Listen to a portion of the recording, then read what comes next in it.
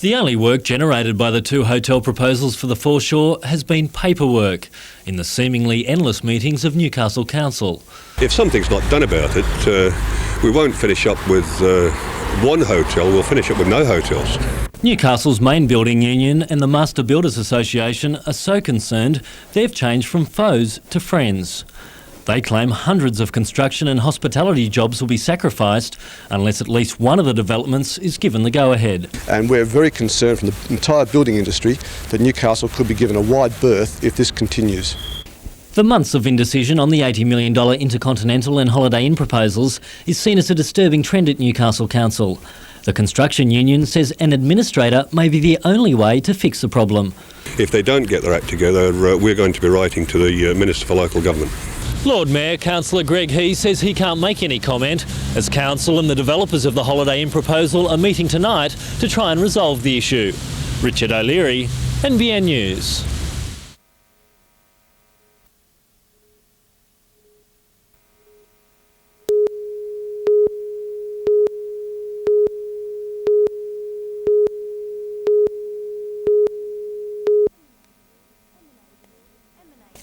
Emanating a mix of mouth-watering aromas, the whole upper floor of the Workers' Club has been seemingly transformed into a makeshift kitchen.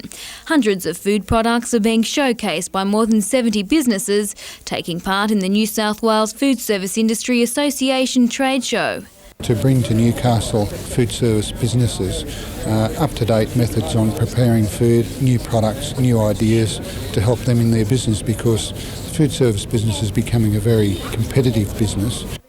With more than 1,200 restaurants and takeaway outlets in Newcastle alone, there's a big push to gain that competitive edge. Organiser John Cooper says the trade show gives local businesses the opportunity to find the latest products in food and its preparation. A lot of the products that are being shown here today are partly prepared foods, so that it's a matter of them adding their touch to them to complete the preparation, to put it on the plate to serve it.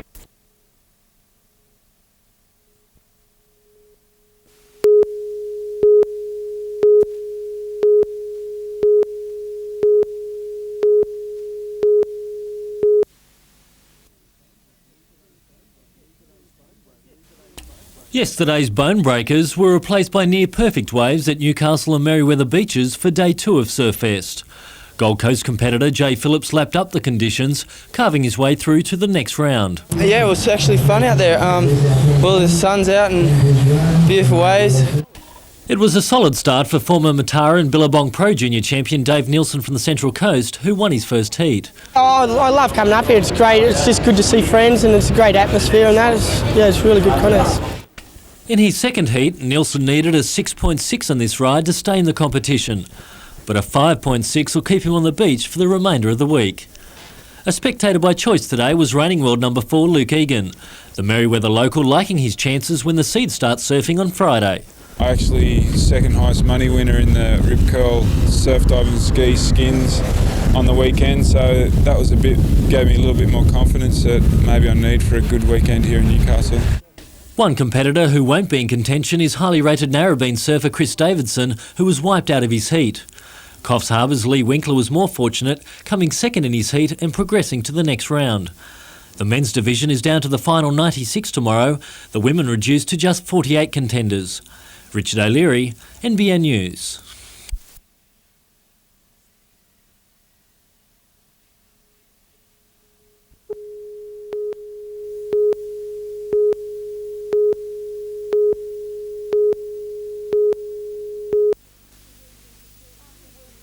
After working for 30 years in the animation industry, Ray Nolan decided to escape the rat race, moving to the tranquil mountain village of Boban, west of Wingham. After working on many children's cartoons such as Blinky Bill and Dot and the Kangaroo, Ray has an animation film strictly for the adults. All my life I've been doing Dot and Kangaroo, Blinky Bill, Skippies, you name it, and now I've finally got a chance via the aid of all this technology to go out and do something ourselves, and would like to step up the market and entertain people getting closer to our own age. Despite the modern technology that allows Ray and his son Leaf to work in the secluded bush, the process is still long and tedious. The film took about, it took a year in production, a little bit over a year in production, but there was quite a lengthy pre-production before that. where we worked on getting it up. The father and son team is scouting for buyers for their 74-minute film and are working on another 3 animation projects. Tanya Carlisle, NBN News.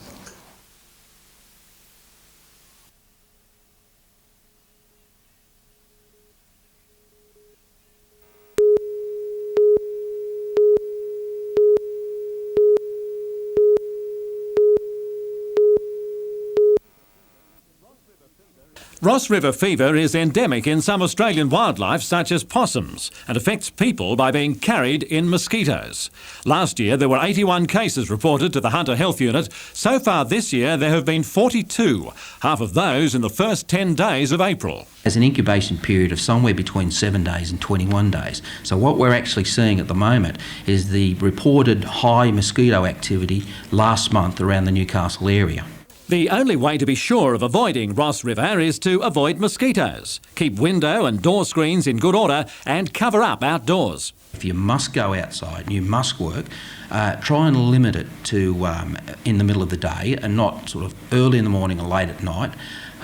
Wear clothing that has long sleeves, long trousers, and don't forget the repellent. Some people are only mildly affected by the fever, but others are not so lucky. There's a large proportion of people get the full-on Ross River, which is the aches and pains, general fatigue.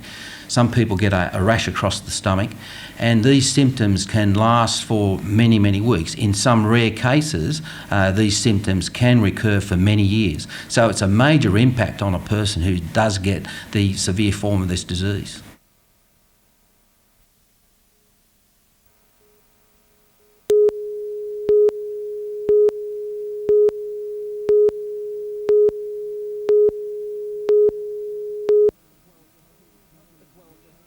The swell just keeps pumping into Newcastle. The early heat's blessed with glassy 1.5 metre conditions. Surfest 95 winner Mike Ramelzi used his backhand to good effect, progressing to round 8, as did Australia's Nathan Webster. Foster's Bo Emerton carved his way into contention, together with Victorian Tony Ray, who found himself inside. Avoca's Shane Powell was troubled, losing himself in the whitewater and crashing out at the contest. The standout heat saw Western Australia's Taj Burrow and American Rob Machado move through. Machado solid with some crucial moves. Had some butterflies going out for my first heat, but got a couple waves, fell off a few times, but I was really waiting for that last wave at the end there, and I was pretty happy that it came. The longboards also hit the waves. Former world champion and Novocastrian Marty McMillan found himself under the lip on his way to the quarterfinals. By the time the women's quarterfinals began, the nor'easter had well and truly set in. World number 2 Trudy Todd was eliminated in controversial circumstances, apparently unable to surf at her best after a mid-heat argument with Kylie Webb.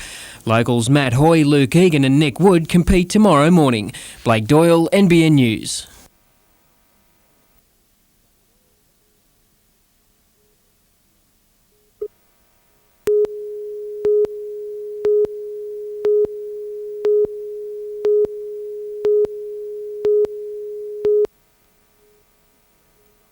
Mr Rand did not make a personal appearance at Wyong Local Court this morning, represented instead by his Sydney solicitors.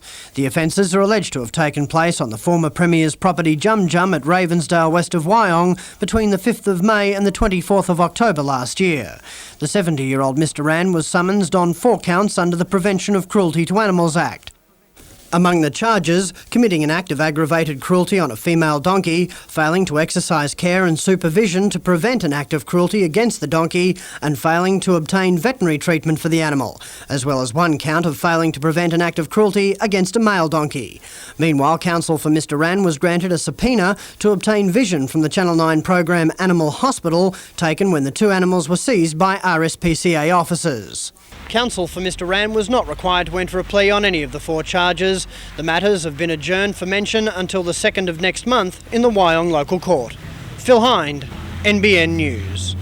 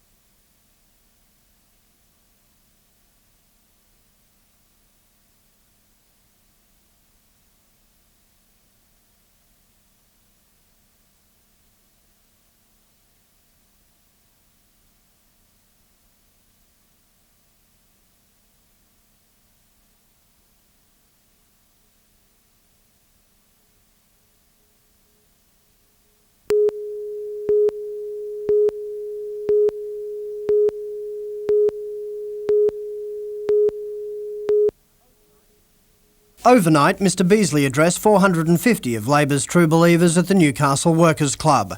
This morning he met with business, industry and union leaders over the fate of BHP's steelmaking operations in the city.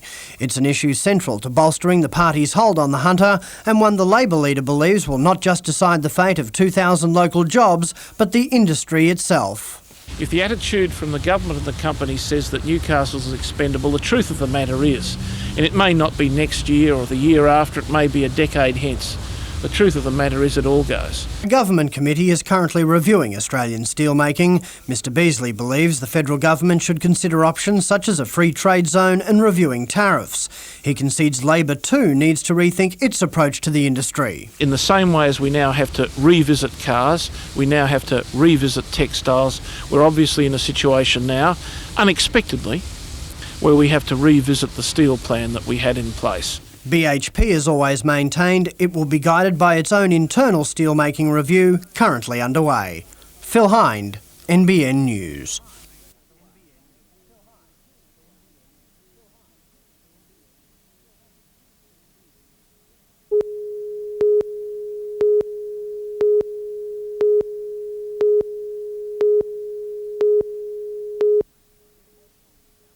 Reports Williamtown may close as a result of recommendations in the Defence Force review drew this response from the local Liberal member. The review recommends a sweeping restructure of Australia's defence forces and capabilities. Williamtown is included on a list of bases to be looked at because of encroaching urban development. However, according to Mr Baldwin, the Hunter may actually benefit from losses in other regions. With the long-term closure of both Richmond and Glenbrook, Williamtown is placed perfectly to pick up a lot of those operations here. He's played down suggestions in the review that one of 2 FA-18 fighter squadrons based at Williamtown could be relocated to the Northern Territory. I don't really see it happening, and after speaking to the commander here last night about the review, I'm sure that we will see progression and upgrading of Williamtown rather than a deterioration of what we have here to offer. He says, if anything, the review, along with the $1 billion contract to build the new Hawk 100 jet trainer in the Hunter, strengthens Williamtown's case to be selected as Australia's new Combined Defence Force Command Centre.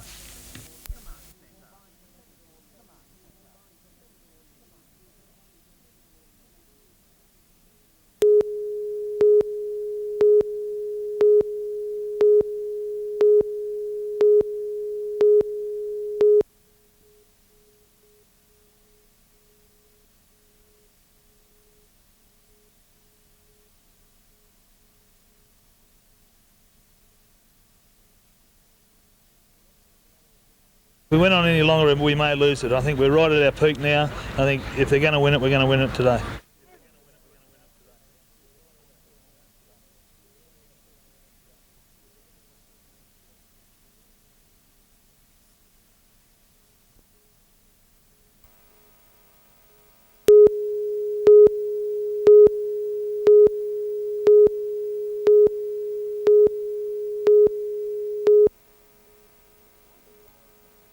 As a sales manager, Mark Bainbridge defrauded Newcastle City Holden of just over $60,000. He said he took the money to pay off his mortgage.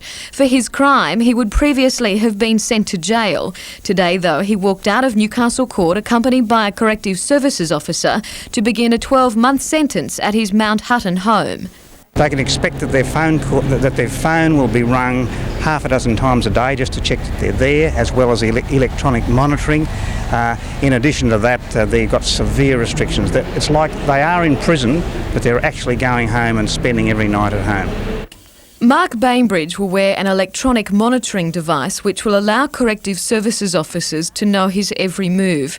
He signed a contract with the department, agreeing not to drink or smoke drugs. He can, though, work to support his family. My understanding is it's about 1/3 of the cost of keeping a person on this scheme rather than putting them in prison. That saves the taxpayers money. Home detention is not for every offender. They must pass stringent tests and satisfy the magistrate or judge that they can abide by the contract they sign. Mark Bainbridge is the state's 19th inmate serving time at home and the first in northern New South Wales.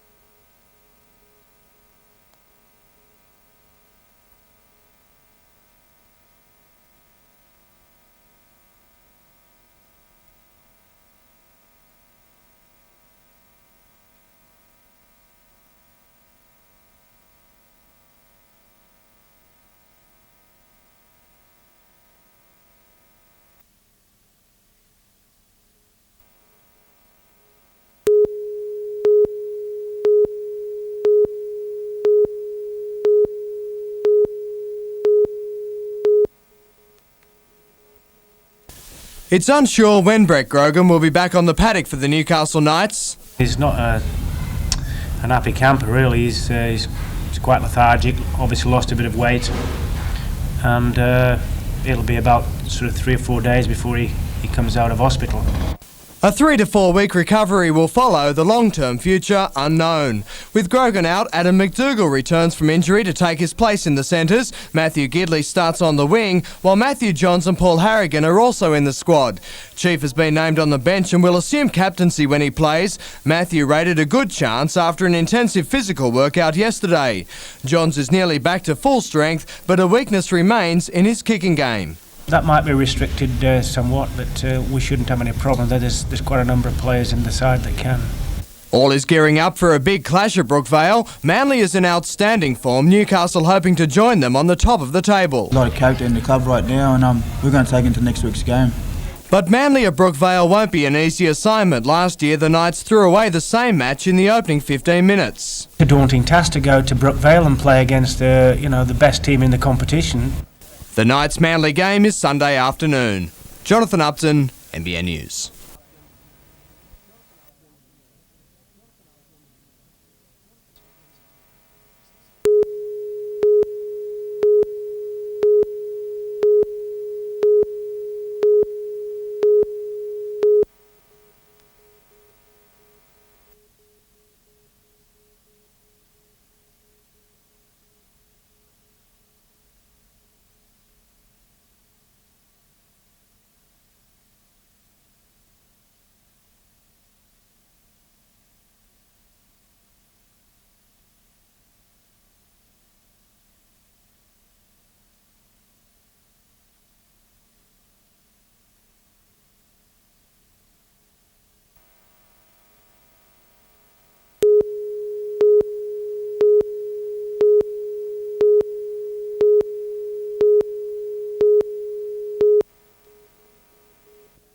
Whether it's the thrill of backing a winner or watching your numbers come up, gambling is big business.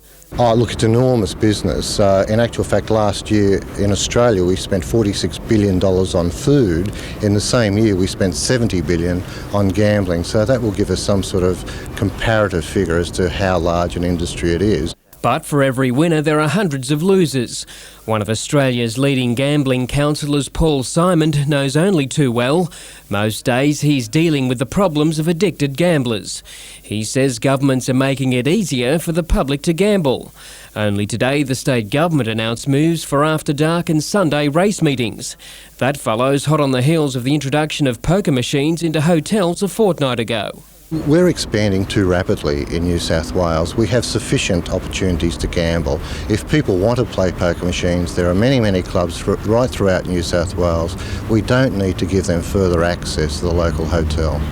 Mr. Simon says the unemployed are most susceptible to gambling addictions, many looking for an easy way out of financial problems. Blake Doyle, NBN News.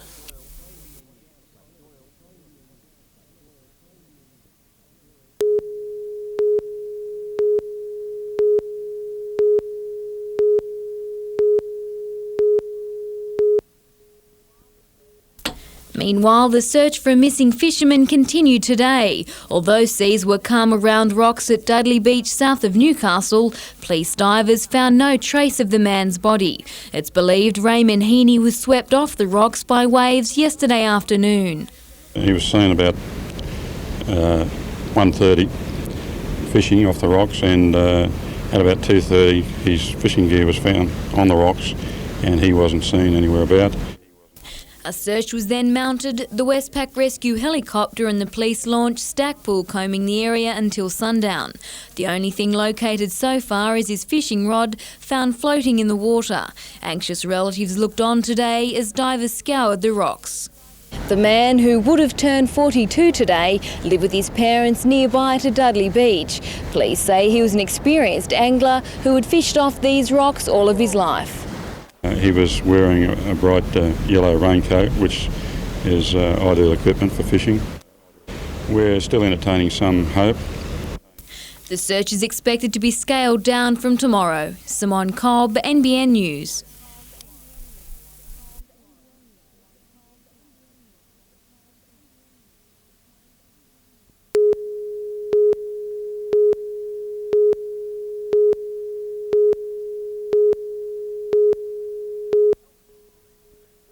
Health Minister Andrew Shorgie today released details of the government's new infrastructure grants program. Across the state, the government will hand out $11 million to 31 research bodies. This new program more than doubles New South Wales research funding effort. Of the money, almost $1 million will be divided between 4 Hunter Valley research groups. The lion's share will go to the Maternal Health Research Centre at John Hunter Hospital. It will receive almost $600,000 over the next 3 years to aid work looking into the causes of premature birth. The Newcastle Environmental Toxicology Research Unit will use its $180,000 over the next 2 years to continue looking into the effects of air pollution on respiratory problems, particularly asthma in children. The money couldn't have come at a better time. I think we would have had to close down business as of the 30th of June, so it's actually very important for us and I'm delighted. The remaining $180,000 will be shared between the Hunter Centre for Health Advancement and the Health Service Research Group. Phil Hind, NBN News.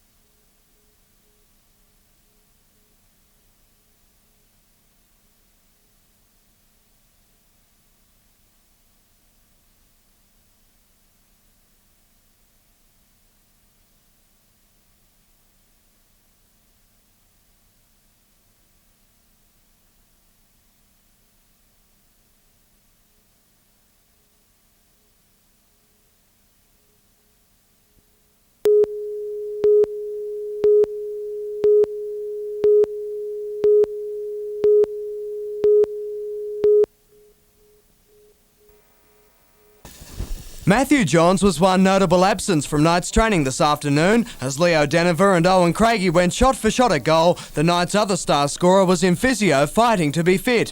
Johns is racing the clock to take the field against Manly. A decision will be made Sunday afternoon. Newcastle's quick hands were given a thorough test by Malcolm Reilly. Ball control will again have to be spot on if the Knights are to break Manly's golden streak at home. The Sea Eagles have won 16 on the trot at Brookvale and 6 from 6 at home against the Knights. It doesn't really worry, it's just another game of football.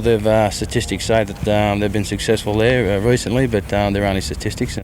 It's a welcome return to football for Paul Harrigan. He'll start from the bench, while Leo Deniver again has the task of masterminding the Knights' attack. But the young halfback will also be tested in defence. He marks an informed Craig Field. He's going really well. I think he's the kind of driving force behind him this year. That's why they're so successful. And it's going to be a tough one, but I'm going to just worry about my own game, I think. NBN's delayed telecast of the big match from Brookvale starts Sunday at 4 o'clock.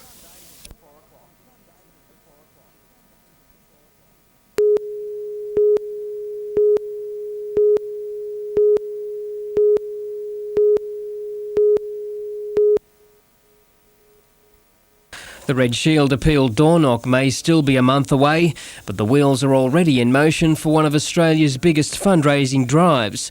Launched today with a luncheon at West Leagues Club, the appeal is aiming to raise more than $500,000. We are looking for $534,000 this year, which is about an 8.7% increase on last year's total. But I'm quite sure the people of Newcastle will once again put their hand in their pocket and dig deep for the Salvation Army.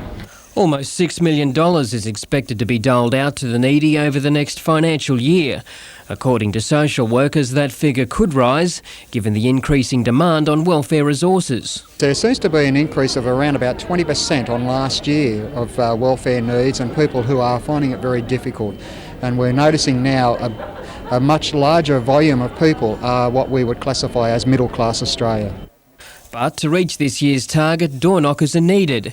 Anyone who can spare 2 hours on the 25th of May to help the needy can call 133230 to register. Blake Doyle, NBN News.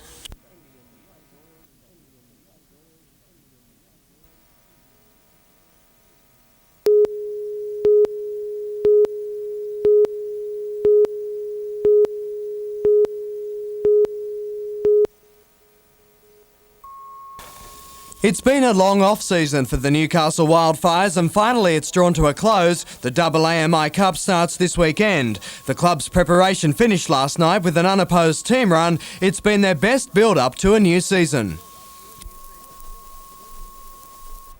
Newcastle host Penrith in round one. It's a match they're favoured to win. We would be expected to beat them and we should beat them.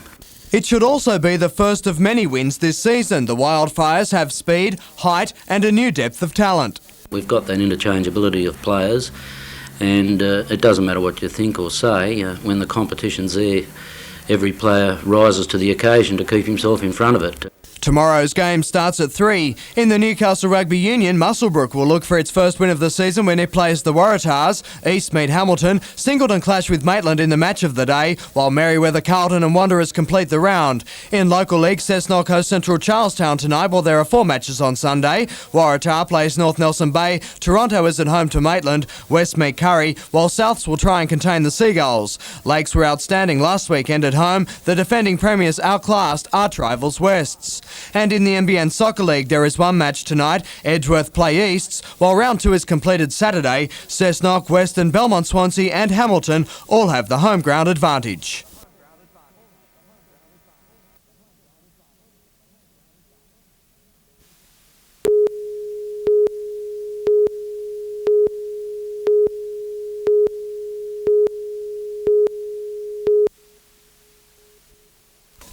The squad was put through an early morning swim at Merewether, all players past fit. Hunter has now won 3 from 4 at Breakers Stadium, but there's still room for improvement. Yeah, there's always a few things to work on, probably that 15-minute period in the second half, too much drop ball and a few stages in the first half, but other than that it was good to get the win. The Mariners' next match is against Cronulla. Meantime, Cessnock has bounced back from its round 1 defeat to beat Central Charlestown in the Newcastle Rugby League. At home last night, the Goannas overcame a slow start before winning 24-14. The locals were given an early scare by the Butcher Boys. The visitors led 10-6 at the break, but Cessnock hit its straps in the second half to fight back. It was Cessnock's first win of the season, Central's second loss.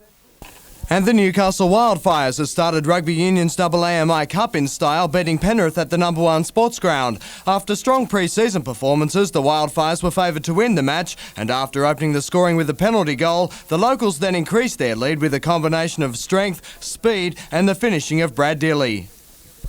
Penrith landed 2 quick penalties to make it a 2-point ball game, but when Christian Taylor put down the pedal, his outside backs did the rest of the work to run in the Wildfire's second try and a 13-6 lead. It looked set to open the floodgates. Lightning Hands and David Earp joined the scorers.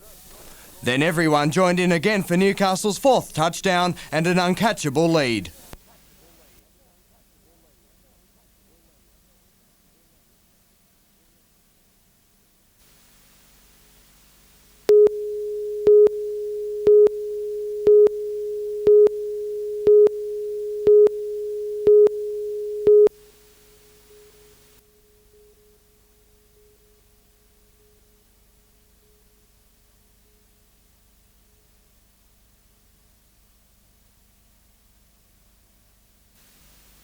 And healthy returns for Crafty Bow. He paid $15.70 and $4.10, $7 for Forgotten Hero and $2 for Anthems. The Quinella $201.10 and the Trifecta $2,653. Racing in Sydney was at Rosehill Gardens, where the 6th event on the program was the 2,000 metre Hibiscus Handicap.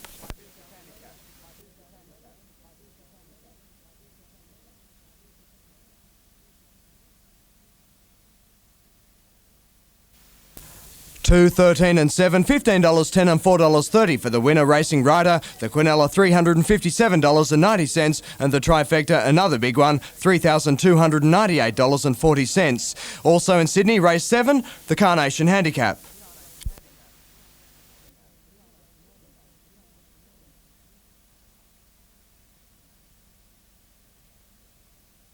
And Shane Dye's lead in the Jockeys Premiership gets even bigger. Saturn Planet $3.60 and $1.60. A more modest Trifecta $1.16.20.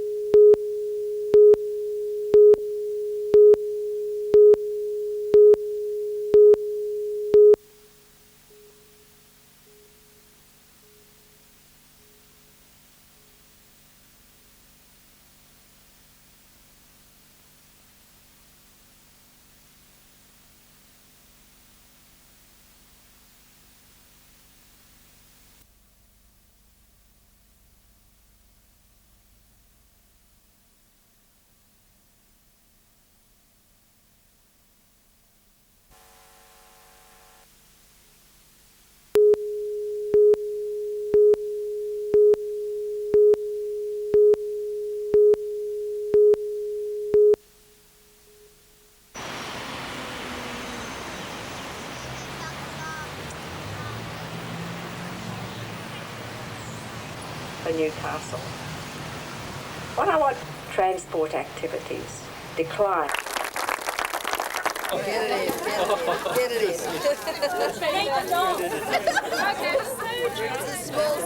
We are getting there. It's not exactly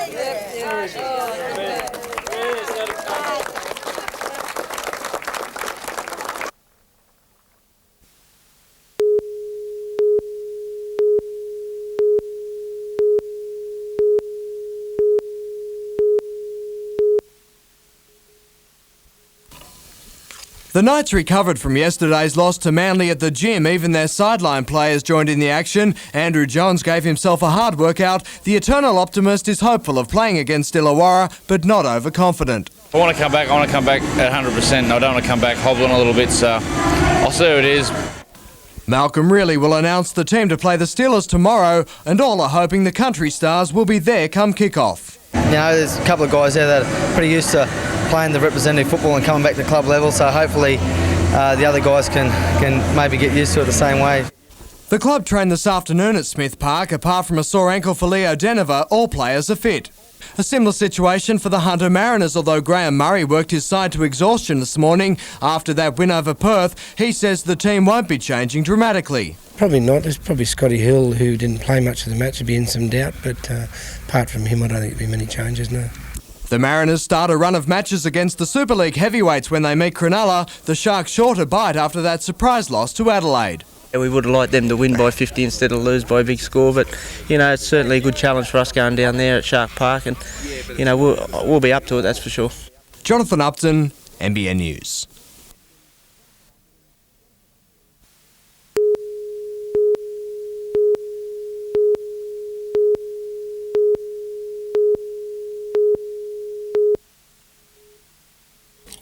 To date, hiring a caterer has been a hit-and-miss exercise, with the customer working off little more than a Yellow Pages advertisement. Often the cheapest deal is not necessarily the safest one. You've got no idea if the dog's been on the back seat of the car prior to them carrying your food, whether they're actually refrigerated their food properly, and it becomes a real concern, and it is a concern to us as an association. From today, caterers who meet a certain criteria will be awarded a gold licence. They'll have to prove their food has been prepared safely in a commercial kitchen and their staff has been trained in food handling. They'll also have to ensure the food has been taken to the venue in a way that minimises the risk of food poisoning. The Catering Association says it can't rule out another food scare, but it says we can minimise the chance of food poisoning if we choose a gold licence caterer. There's so many backyard caterers out there today, and we believe that the emphasis is on health, and we would like the public to be aware that our association takes this very seriously. Jenny Crouch, NBN News.